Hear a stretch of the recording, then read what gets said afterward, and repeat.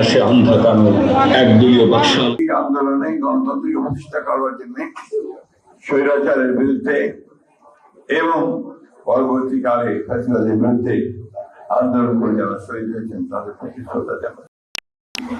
আজকে আমি অতীত চারিতা করতে চাই না, পেছনে যেতে চাই না, ইতিমধ্যে অনেক বক্তব্য হয়েছে এবং আমি জানি যে ইতিমধ্যে আমার মতো আপনারা সবাই অসহনীয় উঠেছেন।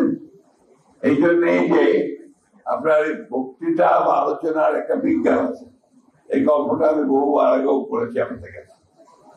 সেই বিজ্ঞানে একটা সময় আসে শেষের দিকে যখন শ্রোতার আর কোনো মনোযোগ থাকে না এবং যে বক্তব্য রাখে তারও আর কোনো মনোযোগ থাকে না।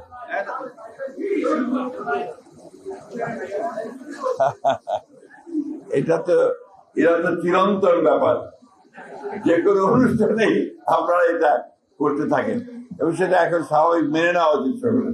যাই হোক, বন্ধুগণ, আমরা খাটো করে জিনিসটাকে দেখতে চাই না।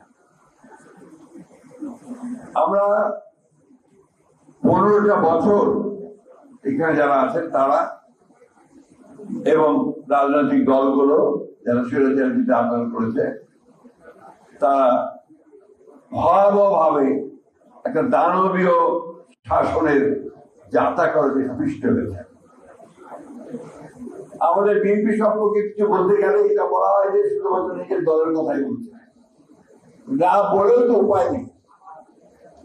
কারণ আমার এই দল 15 বছরে 60 লক্ষ মানুষের বিরুদ্ধে মিথ্যা মামলা হয়েছে এবং এই মানুষগুলো প্রতিদিন আদালতে গেছেন, উকিলের কাছে গেছেন, বাড়ি থেকে পালিয়ে থেকেছেন পুলিশের দাবরানিতে, অনেকে কেউ আপনার অন্য পাড়ায় গিয়ে অন্য গ্রামে গিয়ে এবং কেউ কেউ গ্রাম ছেড়ে দেশ ছেড়ে জেলা ছেড়ে ঢাকায় এসে রিক্সা যায়, কেউ আপনার হকারের কাজ করেছেন, কেউ বড় বড় বাড়িগুলোতে দারোয়ানের চাকরি নিয়েছেন। এগুলো হচ্ছে একদম বাস্তবতা।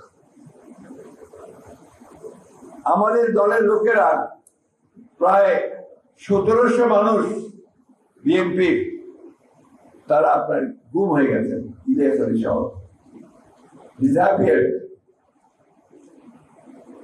আমাদের আপনাদের সাংবাদিকদের সেটা পরে আসছি, আমাদের দলের প্রায় 20,000 মানুষকে নির্মমভাবে হত্যা করে। আমাদের নেত্রী ও দলের চেয়ারপারসন তার বিরুদ্ধে অসংখ্য মিথ্যা মামলা দিয়ে একটা মিথ্যা মামলায় সাজা দিয়ে তাকে 6 বছর তার অন্তরীণ করে রাখা হয়েছে। আমাদের নেতা যারা তারেক রহমান সাহেবকে মিথ্যা মামলা দিয়ে তাকে নির্বাসিত করে বিদেশে পাঠিয়ে দেওয়া হয়েছে। এগুলো সব ঘটনা সত্য বলছি এই জন্যে যেগুলো বোধহয় বলা প্রয়োজন, না হলে ভুলে যাই আমরা। সেই জন্যই আমি আবার এটাকে রিপিট করলাম। আমরা 3 দিন আগে একটা প্রেস কনফারেন্স করেছি, আমার মনে হয় আমাদের সাংবাদিক বন্ধুরা নিশ্চয়ই কথাটা মনে করবেন। আমাদের সাবজেক্টটা ছিল যে একটা পত্রিকায় উঠেছিল যে বিএনপি সংস্কারে বাধা দিচ্ছে। এই থেকে আমরা তো সিরিয়াসলি নিয়ে আমরা এটা একটা প্রেস কনফারেন্স করেছি। 1975 সালে যখন আওয়ামী লীগ একদলীয় শাসন ব্যবস্থা বাকশাল প্রতিষ্ঠা করে, তারপরে পট পরিবর্তনের পরে শহীদ প্রেসিডেন্ট রহমান যে রাষ্ট্র পরিচালনার দায়িত্ব প্রাপ্ত হন, প্রথম যে সংস্কারটি তিনি করেছিলেন তাকে একদলীয় শাসন ব্যবস্থা থেকে বহুদলীয় গণতন্ত্রের প্রত্যার্পণ করেছিলেন এবং তারপরে তিনি সমস্ত সংবাদপত্রের স্বাধীনতা দিয়েছিলেন। তার আগে 22 সালের সময় মাত্র 4টি পত্রিকা সরকারের নিয়ন্ত্রণে ছিল, সেটা ছিল বাকি সব বন্ধ। তখন আপনাদের অনেক কালিগা সেদিন বায়তুল মুকাররমে হকারের কাজ করেছে। আপনারাই বলছেন এসব কথা।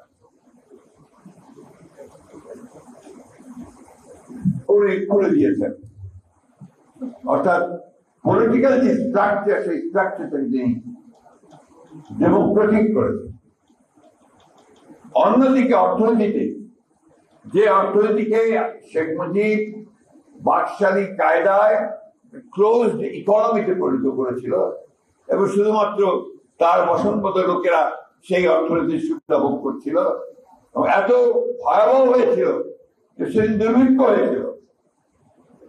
এবং অমর্ত্য সেন তার বইতে লিখেছেন এই দুর্ভিক্ষ ছিল মানব সৃষ্ট।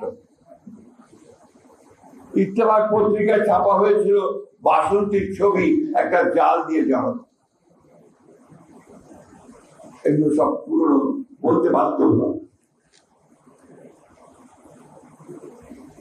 আমাদের নেত্রী দেশনেত্রী বেগম খালেদা জিয়া, তিনি 9 বছর দীর্ঘ সংগ্রাম স্বৈরাচারের বিরুদ্ধে, সেই সংগ্রামের পরে তার সরকারের আমলে সকলকে নিয়ে ঐক্যবদ্ধ হয়ে সংসদীয় গণতন্ত্র প্রবর্তন করেছিলেন।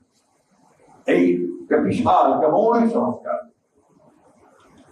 আমাদের নেত্রী বেগম খালেদা জিয়া, তিনি অন্যান্য দলগুলো এবং জনগণের বিভিন্ন কথার মধ্যে সংগ্রাম প্রদর্শন করে কেয়ারটেকার গভর্নমেন্ট যে বিধান, সেটা তিনি সংবিধানের সন্নিবেশিত করেছিলেন এবং যেটা বাংলাদেশের একটা সুযোগ সৃষ্টি করে দিয়েছিল গণতন্ত্রের চর্চা করা।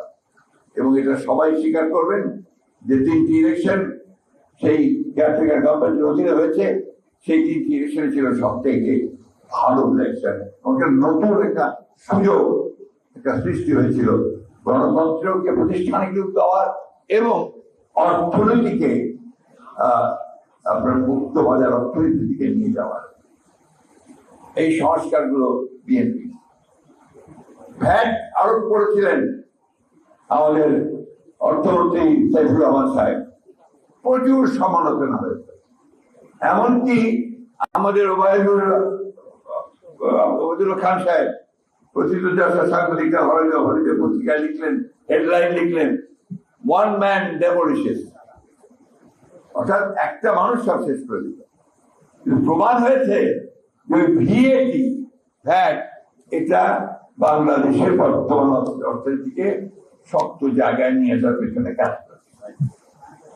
আমাদের নেতা শহীদ প্রেসিডেন্ট জিয়াউর রহমান, তিনি গার্মেন্টস ফ্যাক্টরি, গার্মেন্টস যে পোশাক শিল্প, সেই পোশাক শিল্প সূচনা করে হাজার হাজার মহিলা কর্মসংস্থান সৃষ্টি করেছেন ও আজকে বাংলাদেশের অর্থনীতিকে দাঁড় করার সুযোগ করে দিয়েছেন। আমাদের নেতা শহীদ প্রেসিডেন্ট জিয়াউর রহমান, তিনি বিদেশে, মধ্যপ্রাচ্যে বিশেষ করে শ্রমিক পাঠানোর ব্যবস্থা করে কর্মসংস্থানের ব্যবস্থা করেছেন।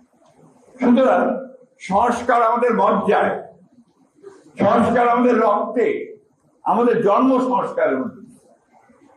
তাই আজকে যদি বলা হয় যে বিএনপি সংস্কার আটকে দিচ্ছে, এটা আমি মনে করবো যে অত্যন্ত অন্যায় ভাবে এটা বলা হচ্ছে। আমরা এবার আসুন বর্তমান সংস্কারের কথায় আসি। আমরা 2016 সালে আমাদের নেত্রী দেশনেত্রী বেগম খালেদা জিয়া, তিনি নিজে প্রেস কনফারেন্স করে ভিশন ফর 2030, এটা ভুলে যাওয়ার কথা না। সেখানে তিনি দ্বিকক্ষ বিশিষ্ট পার্লামেন্টের কথা বলেছিলেন, সেখানে তিনি প্রেসিডেন্ট এবং প্রধানমন্ত্রীর ক্ষমতা ভারসাম্যের কথা বলেছেন, সেখানে তিনি সকলকে নিয়ে রেইনবো নেশন তৈরি করার কথা বলেছিলেন, জুডিশিয়াল ইন্ডিপেন্ডেন্সের কথা। আবার পরবর্তীকালে যখন আমরা রিয়ালাইজ করেছি যে এই রাষ্ট্র কাঠামো দেশকে এগিয়ে নিয়ে যাওয়া যাবে না, তখন আমরা আবার 2022 সালে প্রথমে বিএনপির পক্ষ থেকে 27 দফা, এরপর যারা আন্দোলন করছিল সকলকে নিয়ে আমরা 31 দফা কর্মসূচি প্রদান করি।